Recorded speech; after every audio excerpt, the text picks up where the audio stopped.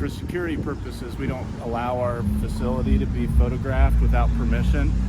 Come and show you guys how to use the blinds. You just got blinds. There's a little thing. If you turn the little thing on it, it should close the blinds. We've called the police and they're on their way, and we've got you on camera as well. So for security purposes, we don't allow our facility to be photographed. But how do you stop it? It's a public sidewalk. I mean, it is a little silly. It's a public sidewalk, and You still can't explain to me why. because I don't have to. God bless America. I don't have to. I don't have to tell you why I'm doing what I'm doing. Sir, can you keep your hands out of your vest for my protection, for my safety? That's ridiculous. It's so ridiculous.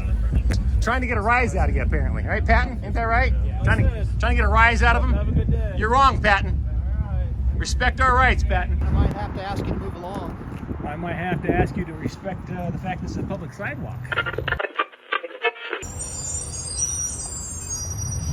Hey everybody, KULT News back again with another video. Today we are in Lima, Ohio. Now this is interesting. Lima is actually named after Lima, Peru, but they pronounce it Lima. Fun fact about Lima, from 1886 until 1905, Lima, Ohio was the largest producer of crude oil in the world. Black gold, Texas tea. It's crazy. Anywho, so we're just walking down the street in Lima, minding our own business, and come across this Citizens National Bank. They got a little drive-through thing over here. They got a bank further over here. We're gonna go ahead and walk past their little drive-through, aim the cameras their way, and see if they recognize and respect our right to take photos and videos in public and in publicly accessible places, such as this lovely sidewalk here. Well, let's get into it. Oh, sorry, no, that's Sean Reyes. Let's rock and roll. Oh, by the way, we visited a little town nearby called Bluffton, Ohio, where we had a great conversation with a local historian, former newspaper fellow that lives in Bluffton, a fellow named Fred Steiner. And Fred Steiner gave us a little information about a bank robbery by the John Dillinger gang in 1933 in Bluffton, Ohio. That's kind of cool. If you want to see that, go to the bonus footage at the end of this video, and I'll go ahead and tack it in there. It's kind of cool. And you can stick your 4 fingers in those 4 holes. It looks like 3, but it's 4. Those are John Dillinger bank bullets. Of course, here's the friendly reminder. They're always recording us. It just seems to be a problem when we record them. As you can see, there's quite a glare on this glass. You really can't see. You really barely see anything inside there. You can see a few silhouettes, and that's about it. There's not a whole lot to see inside of this place. They do have a camera over here on the outside here. I know they're going around this side. I'm sorry, I can't hear you. Can we help you with something? Because you were looking like you were taking pictures inside the bank, and that's a security. Oh, yeah. I definitely was. You want me to come and show you guys how to use the blinds? You just got blinds. There's a little thing. If you turn the little thing on it, it should close the blinds, and then nobody can see inside. We cannot close our blinds. I'm sorry? We cannot close our blinds. Oh, okay. Well, all right.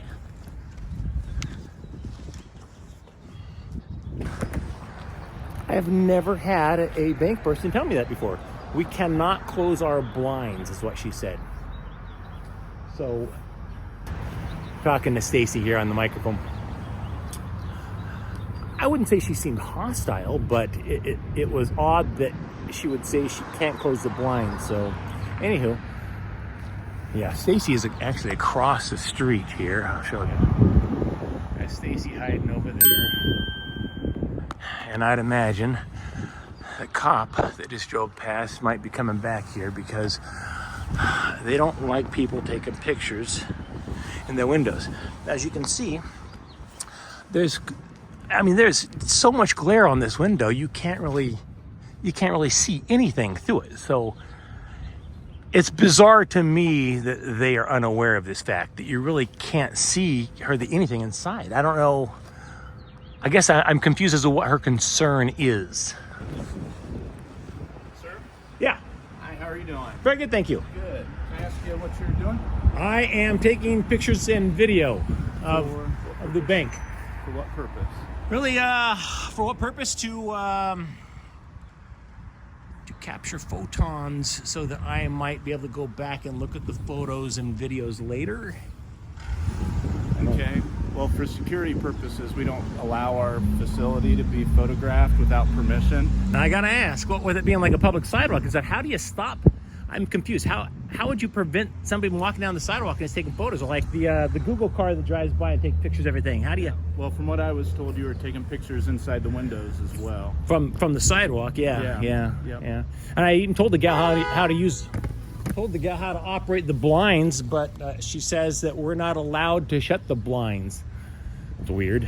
Okay, Yeah. I've never heard that before, but yeah.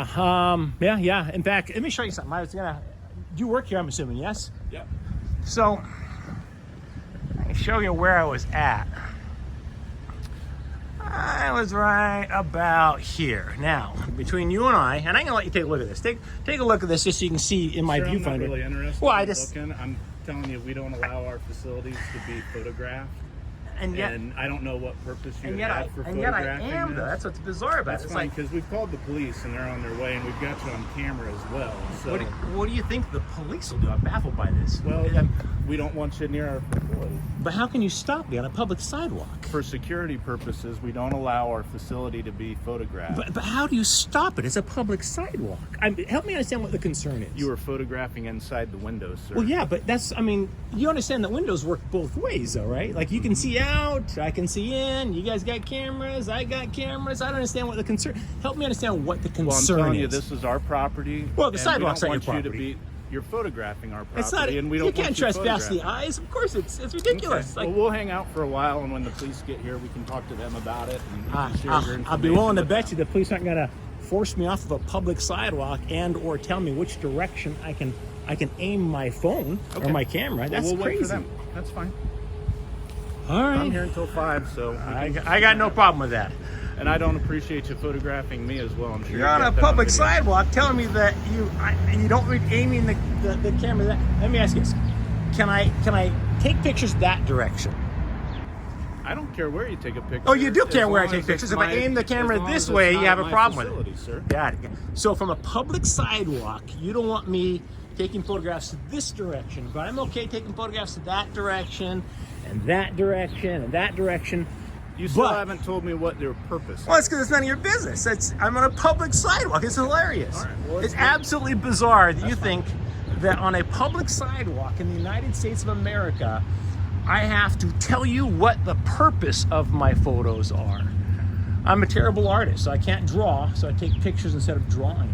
And then I go home and I enjoy them. I appreciate beautiful pictures of beautiful buildings. This seems like a very photogenic bank. I'm baffled as to why you would care if somebody's taking photos of the bank, even through the window. If you look through the window here, you'll see there's so much glare off of that window.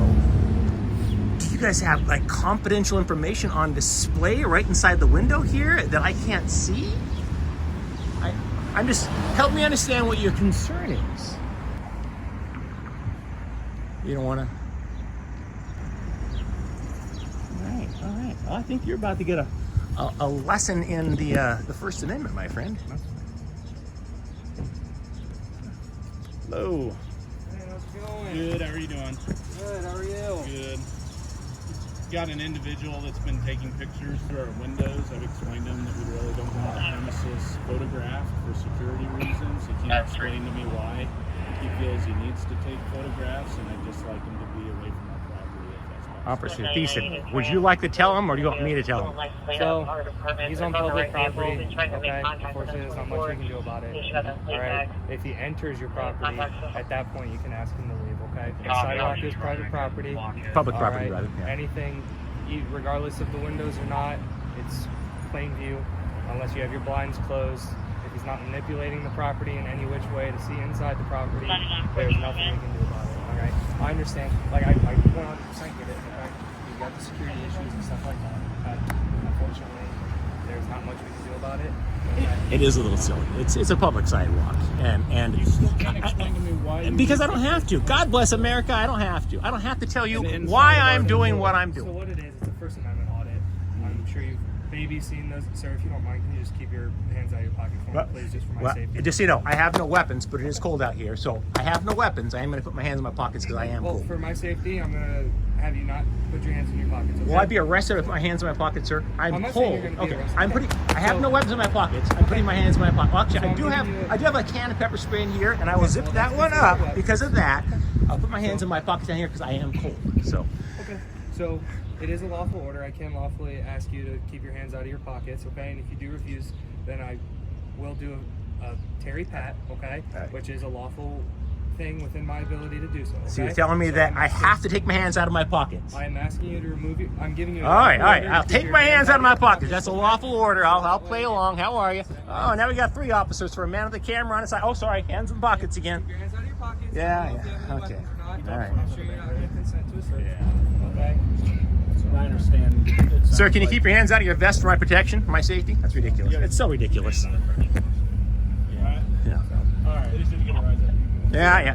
No, what I'm trying to do is to get people to recognize and respect my rights. Officer Patton, I'm not trying to get a rise out of people. You're wrong. I'm not trying to get a rise out of people. I'm trying to get people like you to recognize and respect my rights. I don't want a rise out of anybody. I want you to recognize and respect our rights. It's not our job to get a rise out of people. You're wrong, Patton. You're wrong. Disappointed. Well, and stuff like that. And we'll keep our video. I'll have our There you security go. officer go back and keep the video so we've got a description of them. Did you tell him that I actually told your employee how to operate blinds and she said we can't close our blinds? We don't close our blinds for security purposes. All right, well, you might want to consider because there's some guy out on the sidewalk taking pictures, trying to get a rise out of you, apparently. Right, Patton? Ain't that right? Trying to get a rise out of him? Have a good day. You're wrong, Patton. Respect our rights, Patton. Oh, you recognize them, you just don't respect them. Yeah, I wouldn't want to. Okay, so I know you I don't need gotta- an awful directions. I'm not going to the bank, so save Okay. your breath to blow That's your all right. suit. Well, I'm gonna cover it because you're on. All right. I'm on camera. You're Knock on yourself camera. out. Knock I'm gonna yourself cover out. all my bases because that's the way I like to do things. Gotcha. So this gentleman's the manager of the building. He would like you to know not to enter the building. Okay? Can you just let me know when I can put my cold hands back in my pockets, as decent? soon as I leave. All right. Which I'm doing that right now. All okay? right, you have a good one. There you go. Hands back in pockets. Thank you, sir.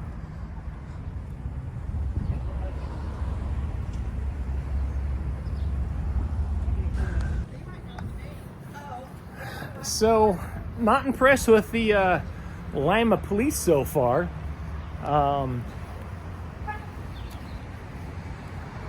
Officer Patton showed up and immediately started telling them that they knew what a First Amendment audit is, but Officer Patton's going there telling them that, they're just trying to get a rise out of people. No, how about you just recognize and respect our right to do this and not hassle me, not call the police on me for taking photographs on a public sidewalk. It's ridiculous.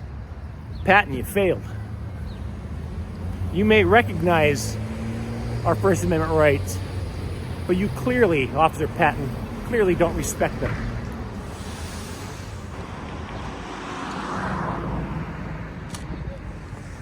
No complaints in yourself? Curious as to why you're taking pictures of the building. You're what? Curious as to why you're taking pictures of the bank. Why not? I think it's a very photogenic bank, don't you? Well, it is a bank. We have reasons. Just curious. Yeah. I can't really get into it, actually. I got sent out here on an assignment and was just getting photos and videos. So can't really get into the specifics of it. Okay, then I might have to ask you to move along. I might have to ask you to respect the fact this is a public sidewalk. Okay. All right. I just need to know. Would you, Okay. You're probably filming me now, so Yeah. I'll walk away. would you like some frozen, freeze-dried astronaut ice cream? No? Offered you ice cream and everything. No?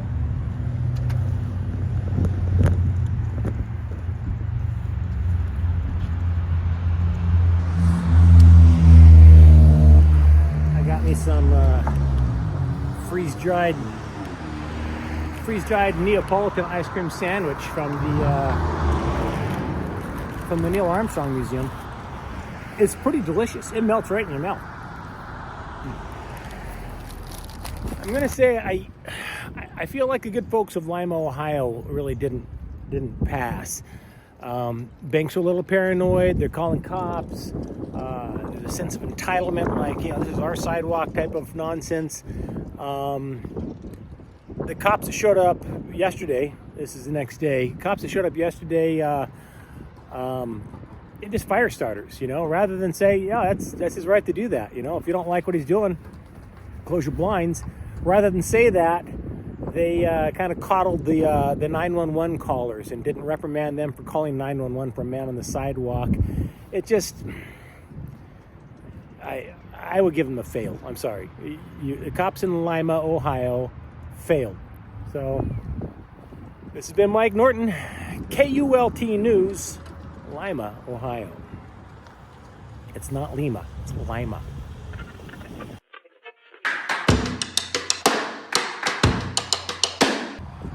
Hey everybody, KULT News back again with another video. Today, Stacy and I are in the metropolis of Wapakoneta, Ohio. Wapakoneta is probably known best as the birthplace of Neil Armstrong, born August 5th, 1930, just on the outskirts of Wapakoneta. We're going to see some historic sites related to Neil Armstrong while we're here. But first, we want to visit the home of Jim Boucher, who has created what he calls the Temple of Tolerance, essentially in his backyard. We've never been here before, but it seemed like something we just had to go check out because it's pretty unique, and I think you'll see what I mean when I show you. I'm going to turn this camera around and show you what we're dealing with here. All right, this is his front yard.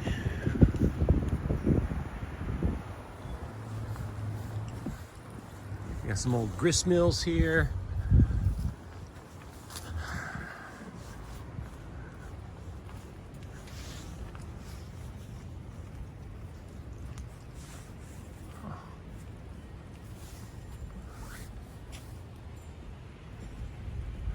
Temple of Tolerance.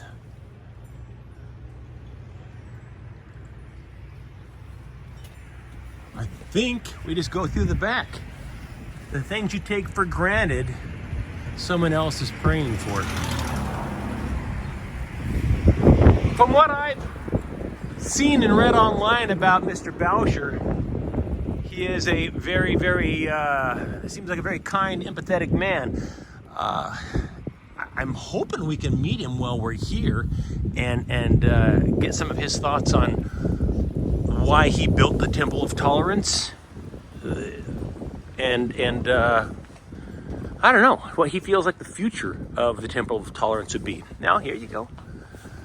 There's a box on the wall beside the front door. To Temple of Tolerance visitors. My original concept was the Temple of Tolerance and grounds were to be free to all people, but over the years, numerous visitors from all over the world suggested a donation box for maintenance of temple and grounds. I fought the suggestion until people began leaving money attached to notes, which in essence read, "One who gives should also know when and how to receive."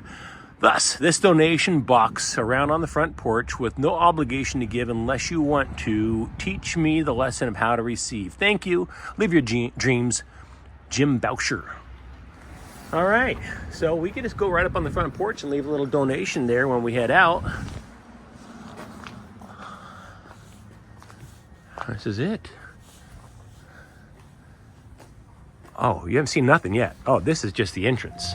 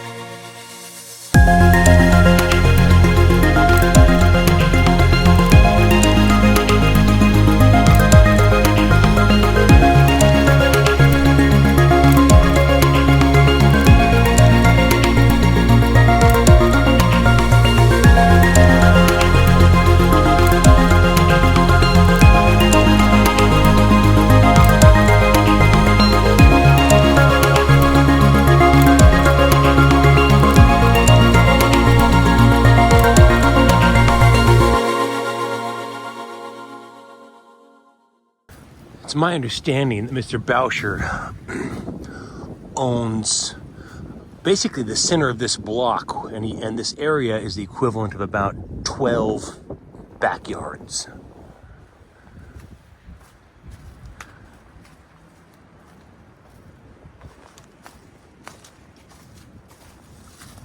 Okay, I'm gonna do a little maintenance here. I believe this rock should be up here, but it fell.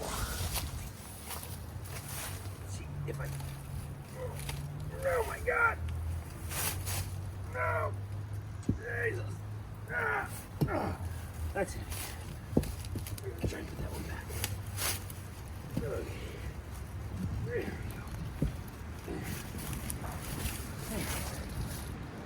That's pretty sturdy. Whew, that's heavy. That's not exactly how it was, but I don't want it falling and hitting somebody, hurting somebody, so I put it in a way that it's not going to easily fall.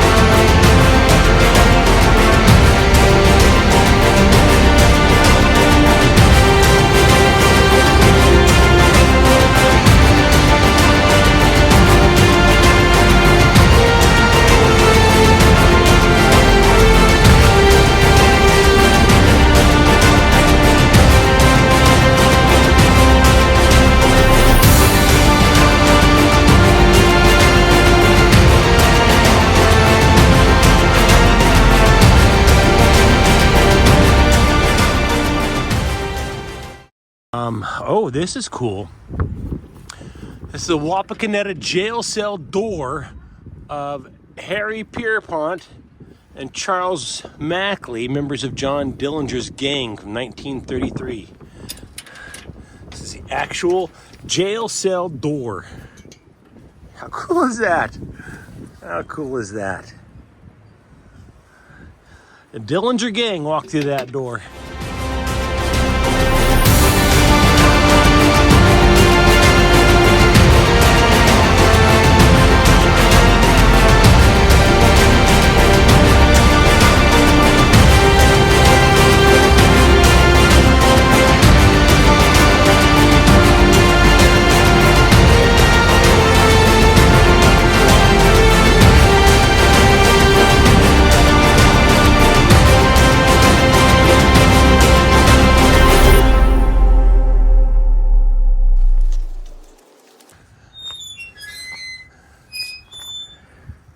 He's one of those weirdo peaceniks.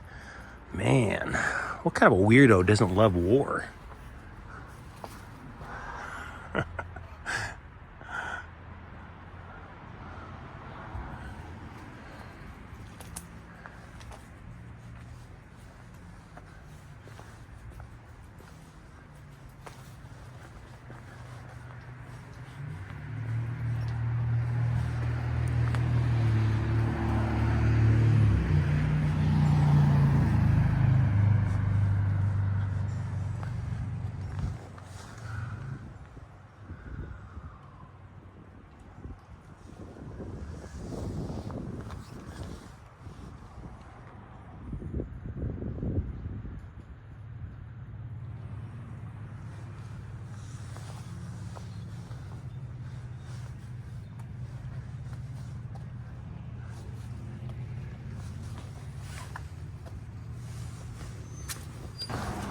I'm gonna leave 5 KULT news stickers here for the next 5 people that come out here.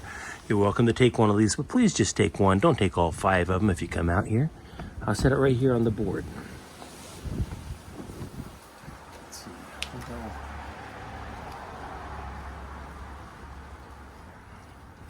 This one.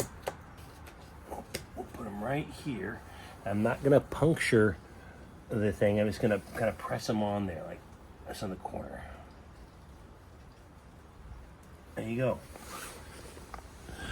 The next 5 people that come out can have a vinyl KULT news sticker. Neil freaking Armstrong learned how to fly in this town. In fact, Neil Armstrong got his pilot's license at the age of 16 before he got his driver's license. And he got it right here in Wapakoneta. Now, needless to say, Neil Armstrong is the hometown boy here. He can do no wrong. He is revered in this town, and you know, I'm gonna say maybe rightfully so. You know, it's not often people land on the moon. Certainly not often that somebody lands on the moon for the first time. I know we have subscribers that are of the opinion that we never landed on the moon. Okay, you know, you can share your opinion. You can have your opinion. There's nothing wrong with that. I disagree. Fun fact: I assisted not Neil Armstrong, Buzz Aldrin, one time at a Comic-Con convention type of thing. It's called FanX. It wasn't a Comic-Con, but anyways, long story short, I assisted Buzz Aldrin one time. That was kind of cool. He's a nice enough guy. Waste Insider is standing there staring at me now.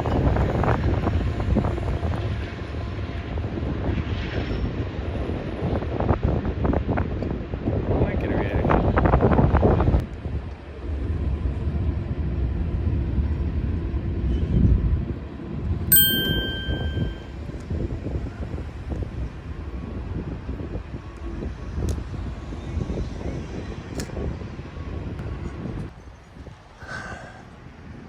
Wapakoneta, Ohio Post Office. I would imagine it's quite likely that Neil Armstrong would have come in here and used this post office. Oh, hello.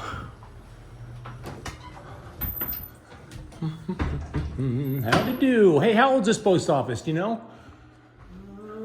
I think on one of the bricks on one of the corners is the date. Yeah, it's pretty old though, right? Yeah. Oh yeah.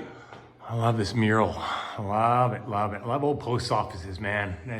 That's my Jones. I'm in town doing a little story on Wapakoneta and Neil Armstrong and what have you, and I thought I'd pop in the post office. I would imagine it's quite likely old Neil Armstrong probably used this post office himself. Wouldn't you think? Yeah, I mean, it's been around for decades, right? It looks like it's been around for decades. Very old school post office. I dig it. I dig it. Although it's interesting, I've seen another post office very, very, very similar to this one. Mm-hmm. And the interesting thing is they had, and I'm assuming this mural is probably from the 1930s, part of the, oh, there you go, 37, yep. Yep. But another post office very similar to this, they had a mural on the opposite side as well. It's interesting that you guys only have one, but it's a very nice one. Very nice one. Yeah, this is a tiny little post office, isn't it? Very cool. There you go. There you go. Bet your bottom dollar. Old Neil Armstrong came into this post office and appreciated that mural. Did his mailing here. Thank you, sir. Yes, sir.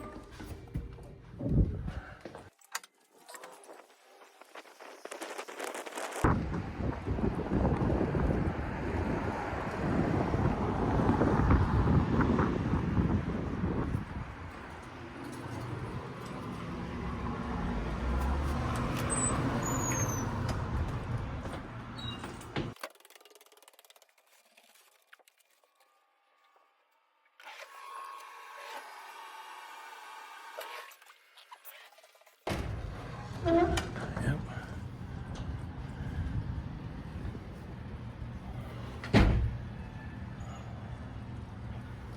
Assuming that's closed up. Yeah.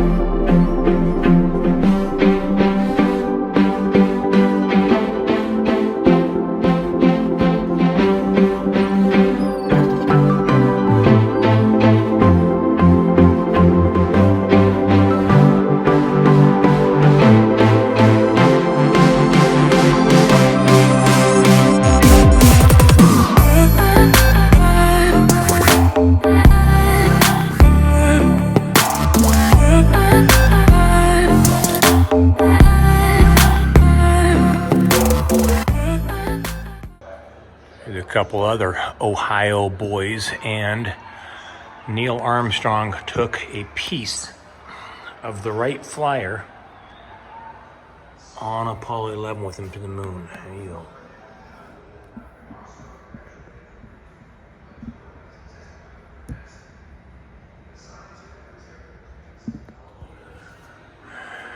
Here's some Kapton foil. I actually have a piece of that Kapton foil from the Apollo 11 command module.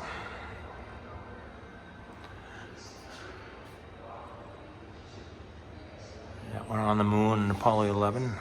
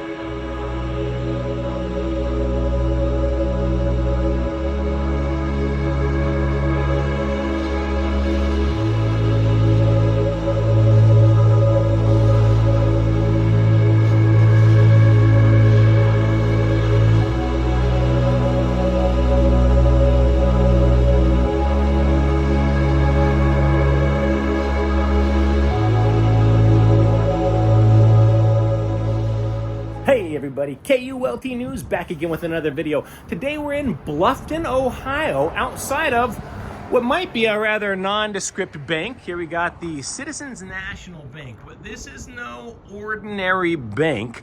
We're actually out here with Fred Steiner. Fred Steiner's a local historian extraordinaire, we're told. Historian extraordinaire is what they call you. And Fred's going to tell us a little bit about the history of this bank, specifically a very interesting visitor that came to this bank on August 14th, 1933, and they left their mark, or at least their gang left their mark all around town. Fred, what can you tell us about that? Okay, 90 years ago, in August, Yep. Dillinger breaks out of prison, or no, he's paroled out of prison in Indiana after being in for 9 years. He gathers some guys up. They rob a couple banks in Indiana. They come to Ohio because in rural Leipzig, which is 25 miles that way, one of his gang members' parents live. So they're allegedly hiding out in rural Leipzig, and they come to Bluffton. They kind of case the joint for a couple weeks. There are, after the fact, there are people who said, hey, you know, they were walking up and down Main Street, well-dressed young men, polite, in suits. Probably stood out a bit. Never at the same time, but at different times. So on Monday, August 14th? August 14th, they pull up right over there, about halfway down the street, and they sit there and they watch the bank door, which was right here, and they're waiting for everybody to leave because they already know that Monday at noon nobody's here. There were less than 8 people on the street at that time. Mm-hmm. Although everyone who says they were on the street, if they were, would fill this. It's like the number of people there at Woodstock. Yeah, right. That's right. 8 people on the street. So there's a guy in the bank that was just killing time in there, and they were waiting for him to leave and he just never left. So then they pull up here, they park right here on the wrong side of the street. Oh, facing that way. Yeah, facing that way. There's a driver and 4 guys. Walk out of the bank, they go in. One guy stands here at the door and takes up to between 20 and 40 shots. Just pans Jeez. this way. Now the gal over here at Samuel Diller's office, the attorney's office, says that Broke that window. that window is shot out. Now, are there bullet holes in this building to this I'll day? show you. Yeah. So they shot out the window on the second floor as Mrs. Lou Eaton. Her grandson has the bullet. Showed Right up here. yeah, this one right. Oh. Above the food store. There you go. They blew out the doorway to the food store, which was a bakery. They blew that out. There was a guy sitting down here in a chair that they took a shot at, and then he kind of ducked back and watched the whole thing. So he's one of my eyewitness accounts. The other eyewitness was across the street coming out of what was the post office. Happened to be the editor. That's the 111 South Main? Yes. This location right here, 111 South Main Street. They had a great front row seat to one of the most notorious bank robberies in American history. Happened to be the editor of the Bluffton News, thank goodness. He watched. Good witness. He wrote a 2,000-word epic Wow. on the thing, which is really Yeah, and I would think he'd be a very pretty powerful. reliable witness, very newspaper very- man. Yeah. So between Harry Bogart over here and Ted Berry on the other side, we know a lot about this robbery. We know who was on the street. We know who wasn't on the street. And this fellow out here fired 30 to 40 shots. It is a machine gun. He did not use a machine gun, but I'm not sure what he used. They had a machine gun. Got it. But still, 30 to 40 shots. Yeah, they want. It's crazy. And you see, he wasn't aiming at anybody. He was Just shooting peppering windows up above. Intimidation tactic? Yeah. So it was clear the street. Yeah, that'd clear the street if I was out here. There's a couple windows way down there by the town hall that were blown out. Wow. So it was really kind of a, Yeah. it was a quick deal. And they were in and out in 5 minutes, weren't they? 5 minutes, they're out. And the bank vault was on a time lock, and they could not get in it. That's basically, they just cleaned out the drawers. That's why they only got $2,000. So you had $2,100, which is Yeah. about $45,000 in today's dollar money. Right. So they come out, they hop in their car, they take off down the street. There was an older school building there. They turn. They know where they're going. Uh-huh. They go Oh yeah, they to mapped the place north. out.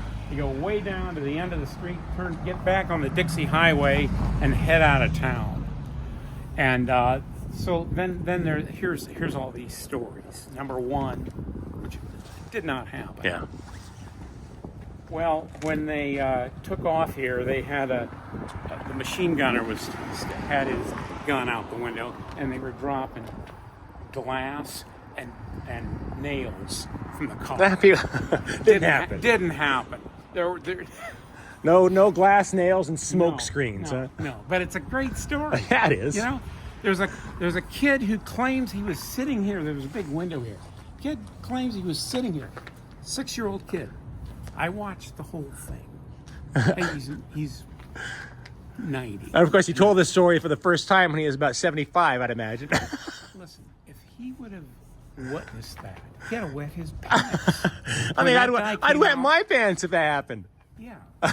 So there's another story. The best story is Uh-huh. this. There's a gas station, a filling station. Uh-huh. Okay, not a gas station, a filling station outside of town. Uh-huh. The owner says, after this all happened, the guys came, they filled up their tank before they robbed the bank. They were well-dressed, polite young men. And on the way out of town, they honked and waved. Oh, man. Any truth to that? Who knows? Well, yeah. No one ever know. All right, so show us where the bullet holes are on the outside of this building now. I'm very curious about that.